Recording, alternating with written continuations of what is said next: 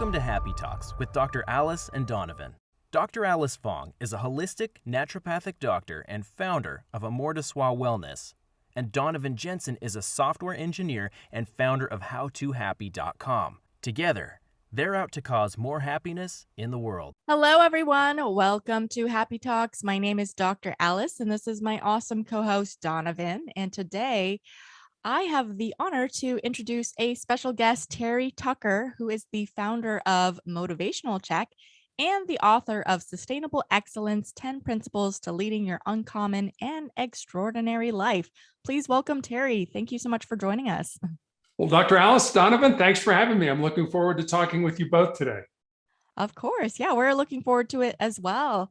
So let's dive in. And why don't you start by telling us a little about your story and what led you to doing it, what it is that you're doing?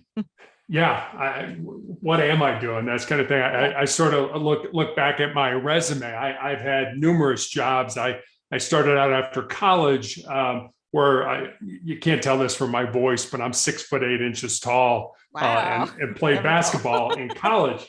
So, I sort of joke. I have a brother who's 6'7" who pitched for Notre Dame, another brother who's 6'6" who was drafted by the Cleveland Cavaliers in the National Basketball Association. And then my dad was 6'5". So I sort of joked that if you sat behind our family in church growing up, there wasn't a prayer's chance you were going to see anything that was going on in front of you. But graduated from college. I went to college at the Citadel in Charleston, South Carolina, moved home to find a job. I was actually the first person in my family to graduate from college. And I'm really going to date myself now, but this was long before the internet was available to help people find employment. I did find that first job in the corporate headquarters of Wendy's International, the hamburger chain, in their marketing department. That was the good news. The bad news is I lived with my parents for the next 3.5 years as I helped my mom care for my father and my grandmother, who were both dying of different forms of cancer. Professionally, as I said, started out marketing with Wendy's, moved into healthcare administration, then made a major pivot in my life and became a police officer. And I know you're going to laugh at this, but yes, for 3.5 years, I was an undercover narcotics investigator at 6'8". And then I was also a SWAT Team Hostage Negotiator. Whoa, cool. Started my own school security consulting business, coached girls high school basketball, started a motivational speaking business right in the middle of the pandemic, which was probably not the brightest thing to do.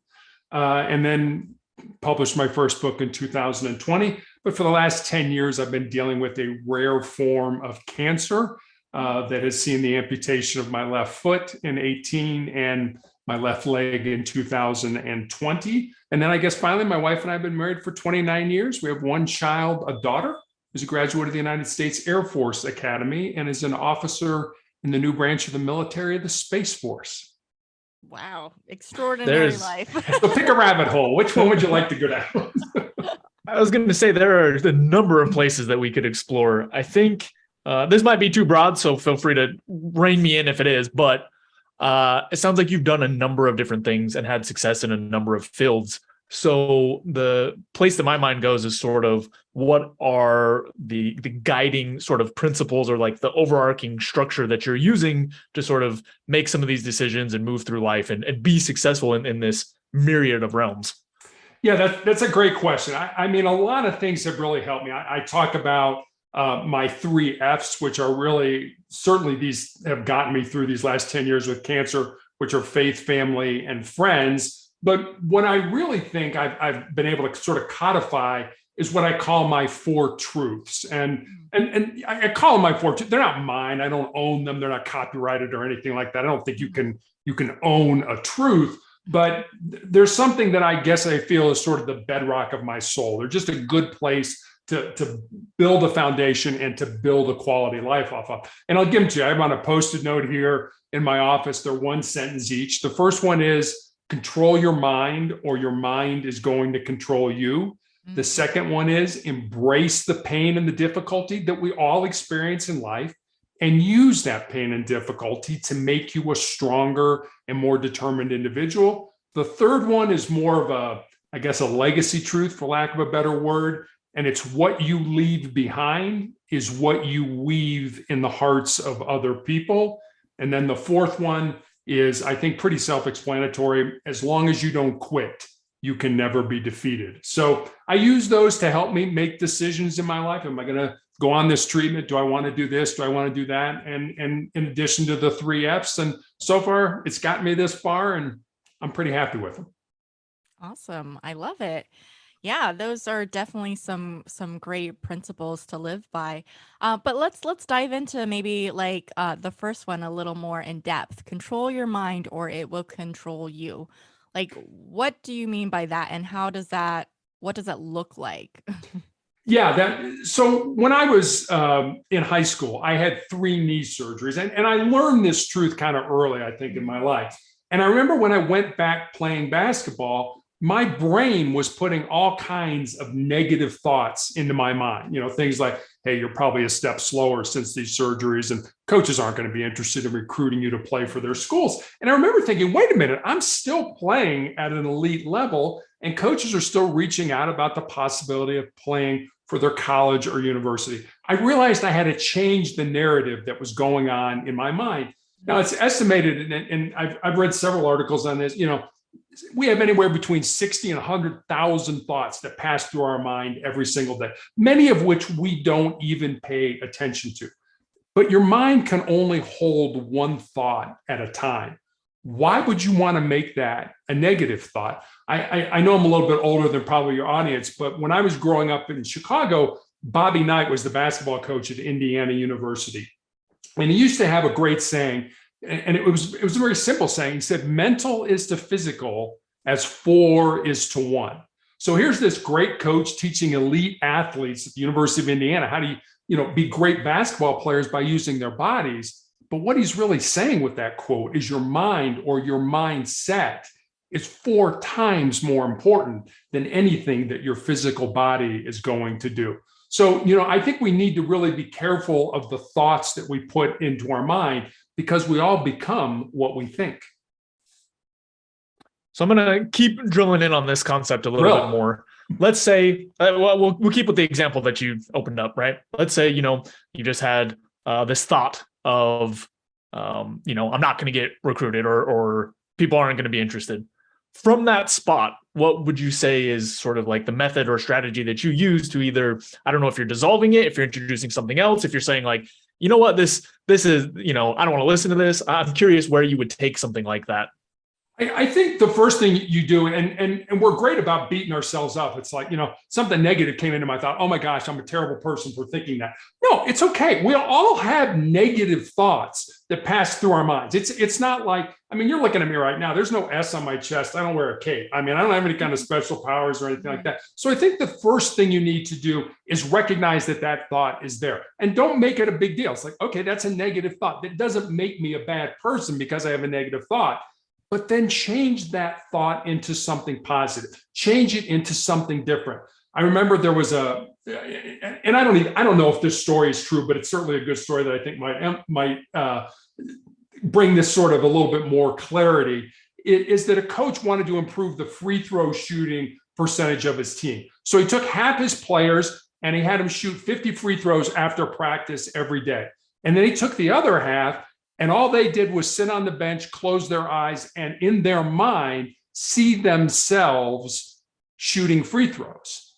And it turns out at the end of the season, the players that actually saw themselves shooting free throws every single day, as opposed to the ones that actually shot the free throws, the ones that saw themselves had a better shooting percentage than the ones who actually shot the free throws.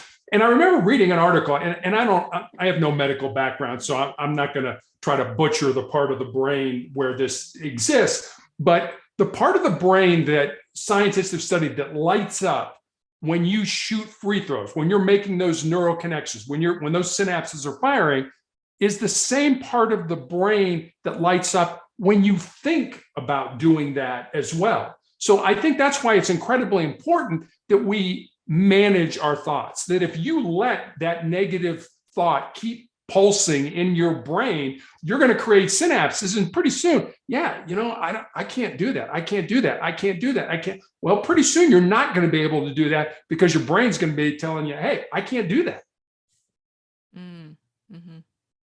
Yeah, that makes total sense. I'd be curious how what if he also did where people practiced the free throws and did the mental, like what Yeah. mind-blowing results could that produce? That would be pretty cool. Cover all your bases. Absolutely. Right? Yeah. Cool. Well, let's like explore these other truths. And one of the things I want to explore with you is like how I mean any or all of these truths kind of helped you through your cancer journey. Yeah, cancer for me was I was totally hit right between the eyes. I have a rare form of melanoma that appeared on the bottom of my foot. Most people think of melanoma as sort of a skin disease, where you too much exposure to the sun. And again, I'll tell you how old I am. When we had acne and would go to the dermatologist, they would put us under a sun lamp to try to get rid of the acne, not having any idea that they were just causing that much more damage. And hey, you learn, people improve, we have more data and things like that. Is a practice. But yeah, exactly. Yeah. But the second truth, and I think this is one that I've certainly had a lot of, I was on a drug called interferon for 5 years. I took a weekly injection. It gave me severe flu-like symptoms for 2 to 3 days every week after each injection. And I took those weekly injections for 5 years. So imagine having the flu every week for 5 years. And that was not a cure for my cancer. That was as my oncologist used to say, we're trying to kick the can down the road to buy you some more time. And I'll be honest with you, there were days during those interferon therapies where I prayed to die. I was so sick of being sick that it was just, come on, God, I'm done with this. And I didn't obviously die, but I had to deal with that pain. And, I've always been an athlete. I was in law enforcement. I'm pretty much a type A individual. And so now it's like, well, I've got to win the day. Sometimes winning the day is winning this 5 minutes. I've just got to get out of bed today and make it to the couch. That's winning the day. I know it's not sexy. It's not, something that, oh, hey, look, he aspired to get out of bed. But when you're that sick, I mean, we've all had the flu. I mean, just imagine having the flu all the time and doing it year after year after year, but not having a cure. And I ended up actually in the intensive care unit with a fever of 108 degrees because of the toxicity of the interferon. I had to stop the drug. The cancer came back in the exact same spot on my foot almost immediately after stopping the interferon. That necessitated having my foot amputated in 2018. And then in 2020, I had an undiagnosed tumor kind of in my ankle area that grew large enough that it fractured my tibia. And my only recourse right in the middle of the pandemic was to have my left leg amputated. My wife literally dropped me off at the hospital. I was the only surgery that day. It was like having your head spin. It's like, what do you mean I'm the only person here? What do you mean I'm going to be here for 48 hours as opposed to the week that I should be here to learn how to function without a leg? And it was just like, it's COVID, deal with it, figure it out. And so you do that. I'm honestly, I'm getting around to your second point. So of using that pain and difficulty to make you a stronger person. Our brains are hardwired to avoid pain and discomfort and to seek pleasure. So to the brain, the status quo, the way things are right now, is comfortable and familiar and should just be left alone. But the problem with that is the only way we're going to grow, the only way we're going to get better, the only way we're going to improve is if we step outside those comfort zones and we do things that make us uncomfortable. So what I'm suggesting with that principle or that truth is that instead of running from pain, you take it. You take that pain, you flip it inside, you burn it as fuel, you use it as energy to make you more resolute. So one of the things that I've been hearing as you're talking for these first 2 points is sort of this idea of like, instead of getting hooked into the thing, recognizing what it is and sort of changing the narrative around it. And specifically on this embracing pain piece, I think for most people, it's probably easier for the things that are less painful, right? So, if I don't get a job or something, it's probably a little bit easier to go like, okay, I got a learning experience from this interview, et cetera, et cetera. I would be curious if you found anything that was extra helpful to you as you faced sort of these larger, more painful difficulties, right? Because I think things like what you've described that you've been through are sort of the things where people can, even if they're good at some of the smaller pieces, end up not really being able to embrace or being stuck sort of in these mindsets that are really negative, because the scope of the problem is a lot bigger. So I'd be curious if you found anything that helped you, or if you felt like it was sort of a muscle that you built up over time, but how you were able to sort of gain control of that narrative instead of sort of just drop into the abyss of feeling down on yourself. Yeah, I actually, and I still do this. I try to do this every day of my life. I try to do one thing every day that makes me nervous, that makes me uncomfortable, that scares me, that's potentially embarrassing. It doesn't have to be a big thing. You know, I hate going to the dentist, but the other day I picked up the phone and made my 6-month appointment. And, you know, it's like, oh, that's not a big deal. Well, when you hate going to the dentist, it is sort of a little bit of a big deal. But if you do those small things, if you do those uncomfortable things in life every day, when I was coaching high school basketball, I used to always remind my players, you need to become comfortable with being uncomfortable. I mean, my practices were all about making them as uncomfortable as I possibly could, not to get them to fail, but to have them realize that, hey, yeah, you're uncomfortable, but look what you did. You know, I mean, we worked together as a team. Look what you did. And so I always try to do, and I recommend this to audiences, to you guys, just do something uncomfortable every single day of your life.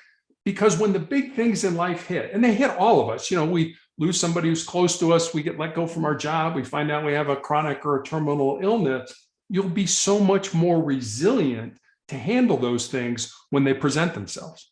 Yeah, I totally concur with that. Absolutely. It makes a lot of sense. And I think, I mean, growth only happens through getting out of your comfort zone and exploring things that will like push you and be a little like can be painful sometimes, even I think of putting your heart on the line for a new relationship and opening up and being vulnerable. That's risky and it's scary and you could get your heart broken, but hey, the benefits like you could also have an amazing, loving, more enriching relationship. So absolutely. Yeah, life is about chances. Life is about choices. You know, you have one of the things when I go to therapy, and I still have therapy for the tumors in my lungs, is do I have to go or do I get to go?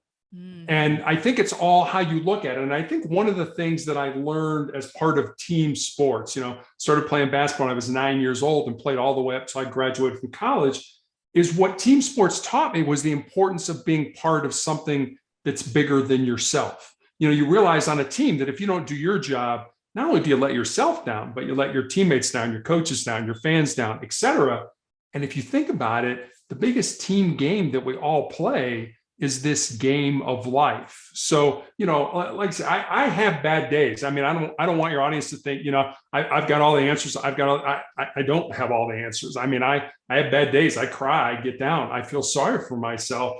But when I do, when we do that, when we're in those, we're looking inward. It's like, oh, woe is me. It's all about me and all that. And I find the easiest way to get over that is to start looking outward, start trying to find somebody that you can make a difference in their life, somebody that you can help. And in a way, I'm kind of lucky in that regard because I'm at the hospital so much for treatment. I can always find somebody that's a whole lot worse off than I am that, maybe just needs somebody to say hi to them or, hey, let's go get a cup of coffee.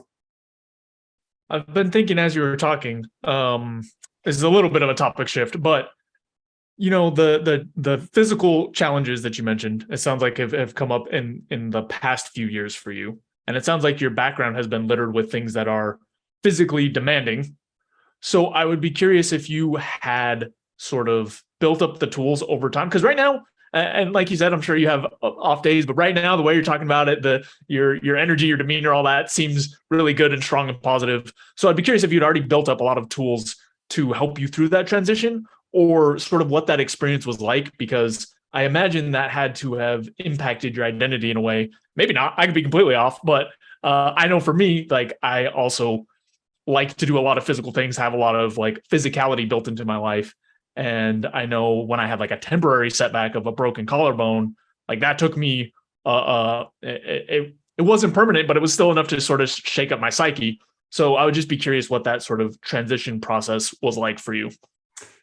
Yeah, it wasn't easy. I actually had a nurse recently ask me, what was it like to have your foot amputated and then realize you had to have your leg amputated? And I told her, I said, it certainly hasn't been easy. It's been 2 years since my leg amputation.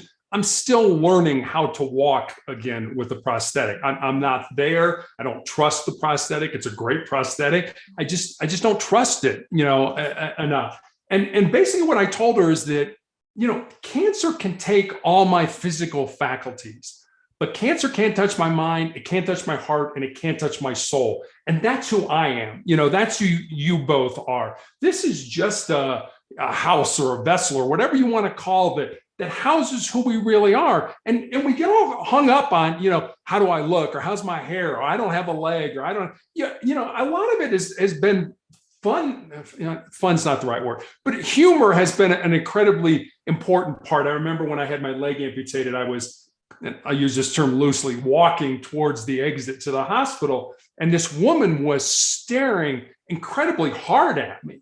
And I had this thought in my mind. And so when I walked up to her, I just looked at her and I said, "Don't worry, it'll grow back." And I kept walking. And I turned around and she had this look on her face like, will it? Well, I mean, is this kind of like a salamander or something like that? You take off a tail, it'll grow back kind of thing. But you have to realize that, your physical body is what your physical body is, but who you are is your heart, your mind, and your soul. If you keep that in mind, it's a little bit, at least for me, it's a little bit easier to deal with the fact that I'm not nearly as mobile and I can't nearly as do as many of the things that I did through most of my life. Yeah. We actually had a guest in the past who had lost her arm through, I think, a car accident.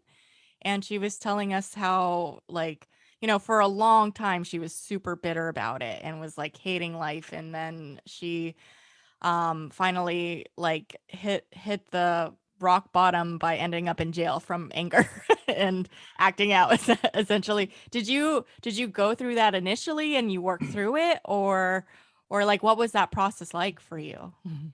Yeah, when I found out I had cancer, I had gone, as I mentioned, I had a callus break open on the bottom of my foot. And after a few weeks of it not healing, I went to see a podiatrist friend of mine. And he took an x-ray and he said, "Terry, I think you have a little cyst in there and I can cut it out." And he did. And he showed it to me. It's just a little gelatin sac with some white fat in it. No dark spots, no blood, nothing that gave either one of us concern. But fortunately or unfortunately, depending on how you want to look at it, he sent it off to pathology.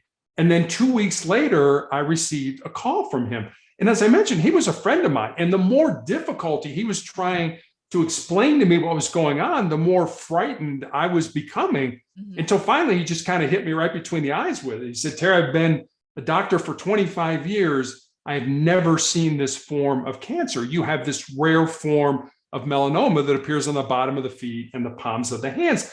And when I heard that, I think I went through all the stages that we would associate with grief. First it was denial. It's like, wait a minute, I've done everything right in my life. I can't possibly have cancer. And then you get mad, and then you sort of bargain with God, and you get down a little bit. And then I just got to the point where, this sucks, but I'm going to have to embrace the suck. I'm going to have to, take these cards that I've been dealt that I do not like and play them to the best of my ability. And like I say, there are days I have really good days where I'm up, I'm positive, and things are great. And then there are days I feel sorry for myself. And I'll give you a quick story here about a professor back in the 1950s at Johns Hopkins University who did an experiment with rats. I know you're like, really? He's going to tell a rat story now? Yes, I'm going to tell a rat story right now.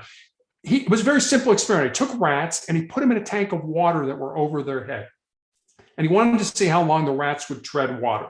And the average rat treaded water for 15 minutes. And just as the rats were getting ready to sink and drown, he reached in, grabbed them, pulled them out, dried them off, and let them rest for a while. And the second time, and then he put those rats back in that exact same tank of water. And the second time, those rats, on average, treaded water for 60 hours. So think about that. 15 minutes, that's all I can do. I'm not just going to fail, I'm going to die. Yeah. The second time around, 60 hours, which said to me two things. Number one, the importance of hope in our lives. We have to believe that at some point, maybe not this week, maybe not next month, maybe not next year, that things are going to get better in our lives. And the second thing, just how much more our physical bodies can handle than we ever thought they could. I mean, I think everybody has a breaking point, but that breaking point for most of us is so much farther down the road than we ever thought it would be. Yeah, I think that's an incredible way to tie into what you were mentioning earlier around sort of if you intentionally seek out challenges or hard things or do these things that push your limits, when life inevitably sort of forces them upon you, you will have many more tools available to you mentally, right? Tools available towards like, oh, I can push harder, I can keep doing this or whatever else. And I think your experience highlighted against that past guest, she hadn't gotten into any of the space around developing her mind until far down the road from sort of her incident. And it sounds like you had a much better sort of background. You already spent a lot of time doing some of these practices and having these habits ingrained. And the results are so incredibly different, like for how you're able to move through. And of course, there's going to be like some negative experiences and emotions associated with anything, this hard or difficult, but the sort of half-life, I guess I'll say, is so much shorter when you've spent time sort of preparing yourself and building these things up and having built that resilience. So I just think it's just a really nice example, the information you shared that highlights how important that is and how big of a difference it can make in outcomes of your life. It can, and my wife works with a man who is a former Navy SEAL, and the SEALs talk about their 40% rule, and these are some of the toughest. They're all men, unfortunately. Toughest men in the world that basically say, if you're at the end of your rope, if you think you're done, if you don't think you can go on, you're only at 40% of your maximum, and you still have another 60% left to give to yourself. So that's what I mean. We all have a breaking point, but I think that breaking point is so much further down the road than we ever give ourselves credit for. Yeah, I love it.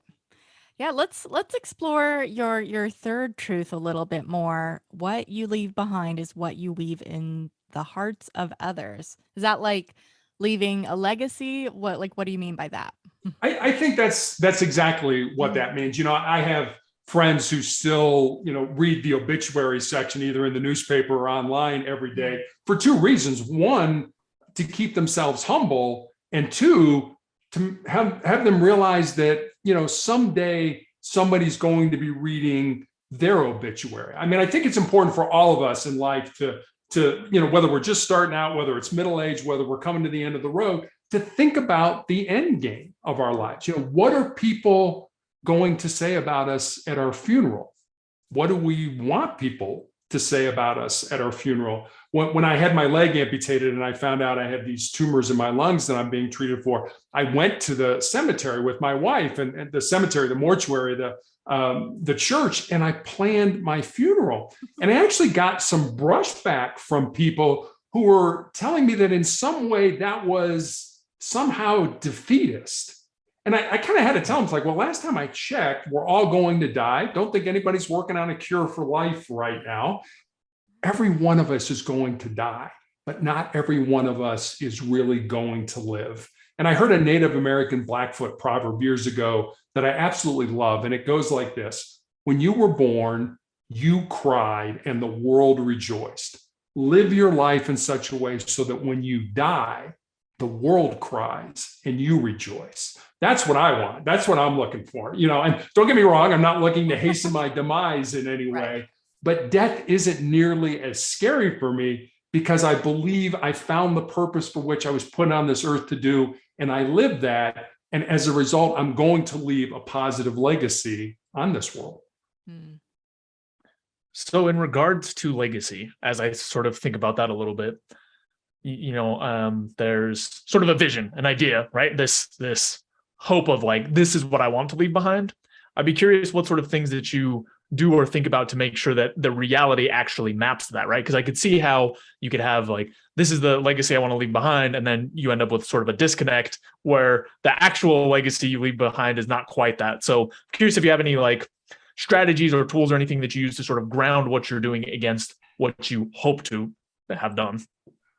I don't know if I have any strategies. I guess at this point in my life, as I am, in all honesty, probably coming to the end of my life with this cancer journey, is that I just want to put as much goodness, as much positivity, as much inspiration, as much motivation, as much love back into the world as I possibly can. And so I think a lot to do with how you treat other people, how you set an example of how you want your life to be. You know, are you a person of good character? Are you humble? You know, I am, you know, nobody's going to name a street after me or a building or, you know, erect a statue unless pigeons need another place to, you know, to roost or something like that. I mean, and that's okay. You know, and people have asked me, how do you want to be remembered? I don't care about being remembered. What I care about is treating the people in my sphere of influence the very best I possibly can. And if I do that, I'll let the chips fall where they may.